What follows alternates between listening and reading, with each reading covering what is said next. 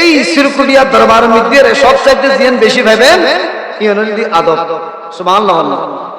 জামিয়া বিক্রি প্রস্তুত করবার জন্য সৈয়দ আহমদ শাহ সিরকুটি রহমাতুল্লাহি আলাইহি যখন জামিয়ার ময়দানে আসলেন, এই কাছে হুজুর কেবলার কাছে আসলো।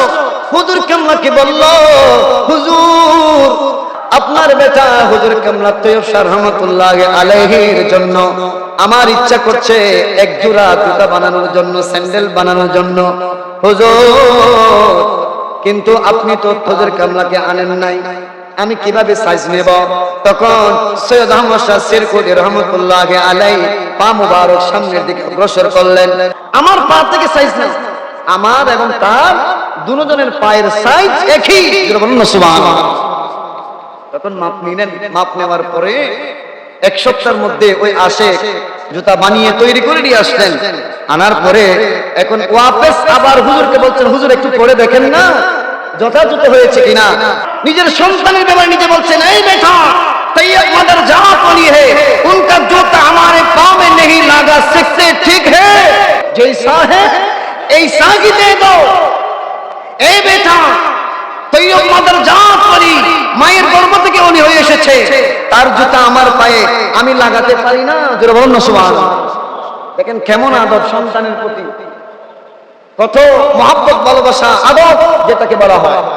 আমি কিভাবে মাদার জাতলির এই স্যান্ডেলটা আমার পায়ে লাগাবো? কিন্তু এর আগে মাপার জন্য সাইজ দেওয়ার জন্য পা বাড়িয়ে দিয়েছে, কিন্তু এখন যেহেতু তৈয়ব শাহ রহমাতুল্লাহি আলাইহির জন্য বানানো হলো, তখন এটা আর পায়ে দিচ্ছেন না, জগতের মানুষদেরকে জানান দিচ্ছে আমার তৈয়ব মায়ের গর্ভ থেকে ওলি হয়ে এসেছে। তৈয়ব কা মাকাম বহুত উঁচা है, তৈয়ব শাহ রহমাতুল্লাহি আলাইহির মর্যাদা অনেক উপরে। জোরে বলেন না সুবহানাল্লাহ। এক ব্যক্তি তৈয়ব শাহ রহমাতুল্লাহি আলাইহিকে বলছেন, হুজুর আপনার সাথে আপনার আব্বাজানের সম্পর্ক কেমন? বলছেন যে দুয়া কি মগর নজর রেখে আমাদের দুইজনের চোখ আলাদা আলাদা হতে পারে কিন্তু নজর এক। জোরে বলেন সুবহানাল্লাহ।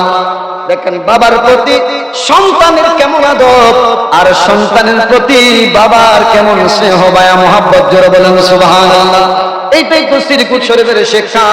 জগতের মানুষেরা নিজের সন্তানদেরকে স্নেহ করবেন, মহব্বত করবেন, ভালোবাসা দিবেন, তাজিম তনকির শিখাবেন। যখন তাদেরকে আদব শিখাবেন তারা আপনাদের সাথে আদব দেখাবে। আর আদব শেখাবার জন্য সব সময় আল্লাহর ওলিদের দরবারে আপনাদের সন্তানদেরকে নিয়ে যাবেন ইনশাআল্লাহ।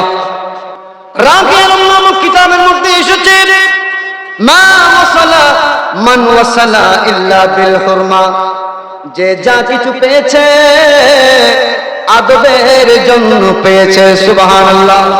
ওয়া মা সাকাতা মান সাকাতা ইল্লা বিতারকিল হুরমা, যে যা কিছু হারিয়েছে বিয়াদবির জন্য হারিয়েছে।